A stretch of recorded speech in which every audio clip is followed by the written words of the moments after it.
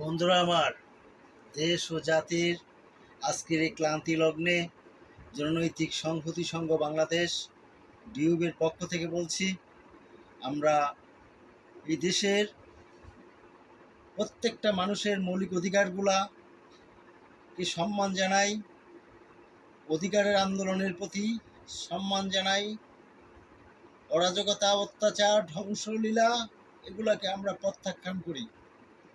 দেশের সার্বভৌমত্ব রক্ষা করা আমাদের জন্য খরচ।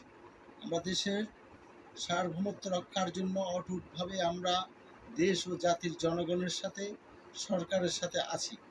দেশের জনগণকে ভালোবাসি, এই সরকারের সার্বভৌমত্ব রক্ষা করবে বলে আমরা বিশ্বাস করি। দেশের জনগণকে ভালোবাসবে, দেশের কোন ক্ষতি হতে দিবে না, আমরা এটা বিশ্বাস করি সরকারের প্রতি।